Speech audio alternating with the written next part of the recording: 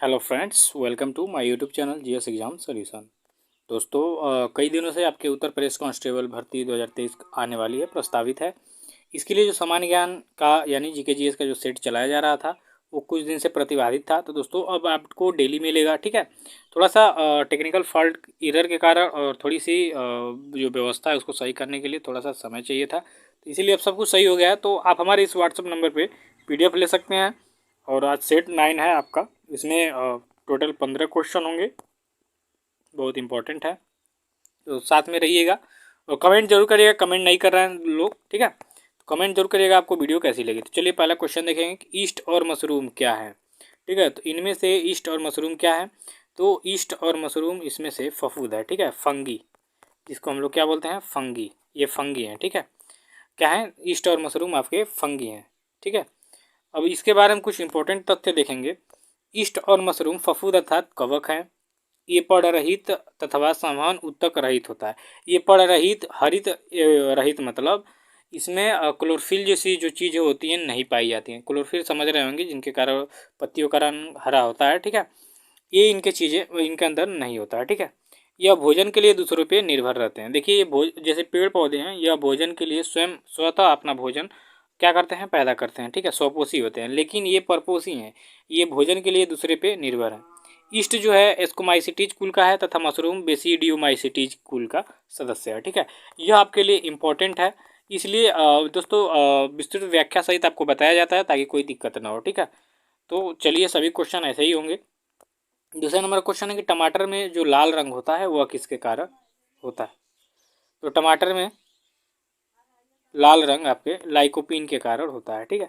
आपके विकल्प में जो विकल्प बी दिख रहा है इसका राइट आंसर हो जाएगा कि टमाटर में लाल रंग लाइकोपीन के कारण होता है। अब चलिए देखेंगे कुछ पदार्थों के जो उनके अंदर गुण हैं उनके बारे में। जैसे टमाटर में लाल रंग लाइकोपीन के कारण होता है। सेब के फल में जो लाली होती है एंथोसाइनिन के कारण होती है। गाजर का जो नारंगी रंग होता है कैरोटीन के कारण होता है। हल्दी का जो पीला रंग होता है कुरकुमीन के कारण होता है। पपीते का जो पीला रंग होता है कैरिकॉन्थसिन के कारण होता है, ठीक है। तो यह आपके लिए इम्पोर्टेंट है मित्रों। और ऐसे सभी PDF आपको मिल जाएंगे जो आपको व्हाट्सएप के लिए दिया गया है, ठीक है। ग्रुप में आपको ज्वाइन कर दिया जाएगा और फ्री PDF आपको मिल जाएगी, कोई शुल्क नहीं लगेगा। चलिए नेक्स्ट क्वेश्चन देखेंगे तीसरे नंबर में कि दिन ए इलाही धर्म किसने शुरू किया था? तो मित्रों दिन ए इलाही धर्म को शुरू करने वाला व्यक्ति था आपका अकबर, ठीक है। अकबर जो था यह मुगल वंश से संबंधित था। मुगल वंश में तीसरे नंबर का ये शासक हुआ, ठीक है। हुमायूं का पुत्र था और बाबर का पौत्र, ठीक है। तो दिन ए इलाही धर्म अकबर ने स्टार्ट किया था। अब इसके बारे में कुछ इंपॉर्टेंट तथ्य देखेंगे कि दिन ए इलाही धर्म की शुरुआत अकबर ने 1582 ईस्वी में किया था। इंपॉर्टेंट है ये, 1582 में अकबर ने दिन ए इलाही धर्म शुरुआत किया था। इसका जो प्रमुख पुरोहित था अबुल फजल था। देखिए अकबरनामा को जो इसने लिखा था, ठीक है, ये अबुल फजल है। इसका नौरत्नों में से एक था। ये एकमात्र हिंदू दिन ए इलाही धर्म स्वीकार किया आपके बीरबल ने। अकबर ने दास प्रथा का अंत किया था 1562 ईस्वी में, ठीक है। इसने बहुत सारे रोक लगाए थे अवैध चीज़ों पे, जैसे बूचड़खानों पे भी रोक लगाया था। मैंने बहुत सारे धार्मिक काम किए हर एक धर्म के लिए अकबर, ठीक है। नेक्स्ट क्वेश्चन है आपका एपी कल्चर के अंतर्गत किसका अध्ययन किया जाता है? तो मित्रों एपी कल्चर के अंतर्गत मधुमक्खी पालन का अध्ययन किया जाता है। तो विकल्प में जो आपका डी विकल्प होगा आपका सही उत्तर हो जाएगा कि एपी कल्चर के अंतर्गत आपका मधुमक्खी पालन का अध्ययन किया जाता है। इसके बारे में कुछ अन्य तथ्य देखेंगे कि सेरीकल्चर के अंतर्गत रेशम कीट पालन का अध्ययन किया जाता है। पीसी कल्चर के अंतर्गत मत्स्य पालन का अध्ययन किया जाता है। माइकोलॉजी के अंतर्गत कौकों का अध्ययन किया जाता है। फाइकोलॉजी के अंतर्गत शैवालों का अध्ययन किया जाता है। पोमोलॉजी के अंतर्गत फलों का अध्ययन किया जाता है। तो यह आपके लिए इम्पोर्टेंट है, बहुत इंपॉर्टेंट है, आपके एग्जाम में आ सकता है कि ठीक है। चलिए नेक्स्ट क्वेश्चन देखेंगे दोस्तों छठे नंबर का। राष्ट्रीय चिकित्सक दिवस कब मनाया जाता है? तो राष्ट्रीय चिकित्सक दिवस प्रतिवर्ष 1 जुलाई को मनाया जाता है, ठीक है। ये राष्ट्रीय है, अंतर्राष्ट्रीय नहीं है, याद रखिएगा। तो 1 जुलाई को प्रतिवर्ष भारत में राष्ट्रीय चिकित्सा दिवस मनाया जाता है। इसके बारे में कुछ महत्वपूर्ण पॉइंट्स देखेंगे कि भारत में प्रतिवर्ष 1 जुलाई को राष्ट्रीय चिकित्सक दिवस मनाया जाता है। इसकी थीम क्या थी इस समय? लचीलेपन का जश्न और हाथों को स्वस्थ करना, ठीक है। जो हमारे देश में जो डॉक्टर हैं वो लोगों का इलाज करते हैं, उनके लिए लचीलेपन का जश्न और हाथों को स्वस्थ रखना ये थीम रखा गया है। देश भर में डॉक्टरों को सम्मानित करने तथा डॉक्टर विधान राय चंद की याद में हर साल 1 जुलाई को राष्ट्रीय चिकित्सक दिवस मनाया जाता है। इसकी शुरुआत हुई थी 1991 में। ठीक है, याद रखिएगा, इम्पोर्टेंट है ये। अगले क्वेश्चन में है कि भारत में अंग्रेजों ने प्रथम मदरसा कहाँ पर स्थापित किया था। तो भारत में अंग्रेजों ने प्रथम मदरसा आपका कोलकाता में स्थापित किया था। ठीक है, ये बहुत इंपॉर्टेंट क्वेश्चन है, आपके एग्जाम में आ सकता है दोस्तों। भारत में अंग्रेजों ने कहाँ पर सबसे पहले मदरसा स्थापित किया था, तो कोलकाता में। अब कुछ पॉइंट्स हैं यहाँ पे देख लीजिए। 1780 में वारेन हेस्टिंग्स ने कोलकाता में मदरसा की स्थापना की थी। इसके प्रमुख व्यक्ति थे, यानी जो सबसे पहले इसके क्या बोला जाता है, प्रमुख हुए, मौलवी मुइज उद्दीन थे। ठीक है, मौलवी मुइजुद्दीन इसके पहले प्रथम प्रमुख थे। इसको किसने शुरुआत किया था, वारेन हेस्टिंग ने 1780 में। ये इंपॉर्टेंट है। 7वें नंबर क्वेश्चन में कि लोकमान्य बाल गंगाधर तिलक ने भारतीय स्वतंत्रता संग्राम की सेवा के उद्देश्य से कौन सा समाचार पत्र प्रारंभ किया था। तो दोस्तों लोकमान्य बाल गंगाधर तिलक ने इनमें से केसरी नामक जो आपका समाचार पत्र है, पत्रिका है, इसको प्रारंभ किया था। ठीक है, ये आपके स्वतंत्रता संग्राम से संबंधित है। अब कुछ महत्वपूर्ण देखेंगे इसमें कि लोकमान्य बाल गंगाधर तिलक ने भारतीय स्वतंत्रता संग्राम के उद्देश्य से 1881 ईस्वी में मुंबई में केसरी और मराठा नामक दो महत्वपूर्ण समाचार पत्र प्रारंभ किए थे। ठीक है, तो इसका राइट आंसर हो जाएगा। ठीक है, 8वें नंबर का क्वेश्चन देखिए कि निम्नलिखित में से कौन एक सही सुमेलित नहीं है।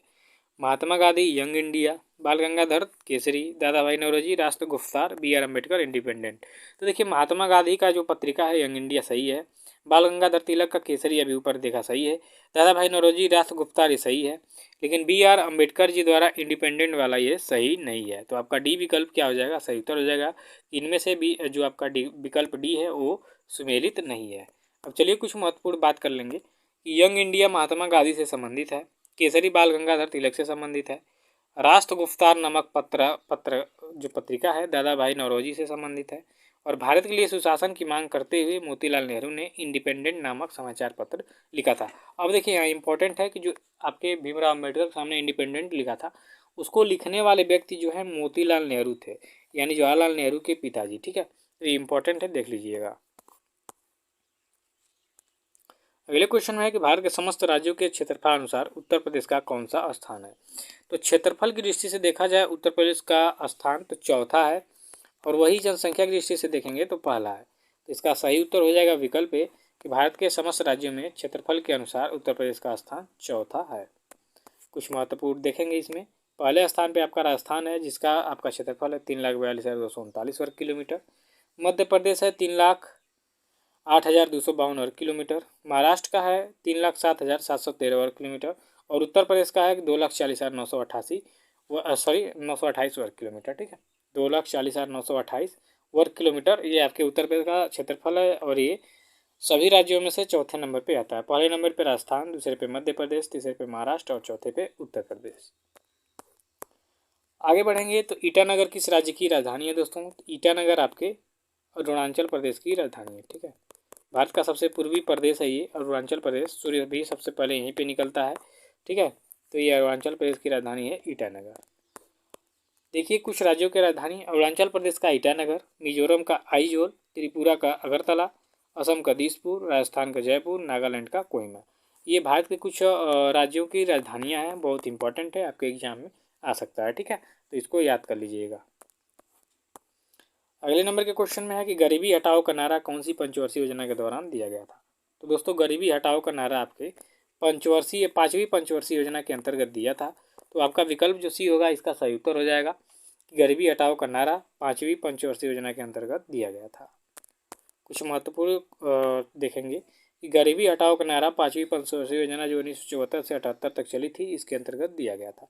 लक्ष्य लगाया गया था 5.5% और प्राप्ति हुई थी 4.8% की। इस योजना में पहली बार गरीबी एवं बेरोजगारी पर ध्यान दिया गया। क्वेश्चन आपसे पूछ सका कि इस योजना पंचवर्षीय योजना के अंतर्गत गरीबी एवं बेरोजगारी पर ध्यान दिया गया था, तो पाँचवीं पंचवर्षीय योजना के अंतर्गत।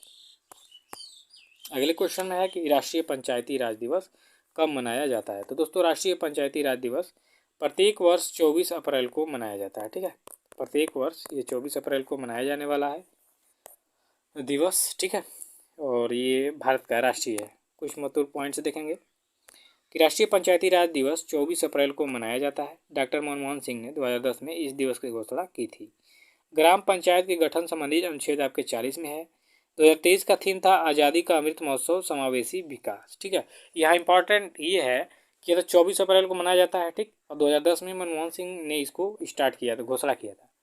और जो ग्राम पंचायत के गठन संबंधी अनुच्छेद है, अनुच्छेद 40 से है। और थीम क्या है? आज़ादी का अमृत महोत्सव समावेशी विकास। कुछ इंपॉर्टेंट है कि पंचायतों का कार्यकाल 5 वर्ष निर्धारित है, लेकिन कार्यकाल से पहले इसे भंग किया जा सकता है। अगले नंबर में है कि विधान परिषद पद के लिए न्यूनतम आयु सीमा कितनी है?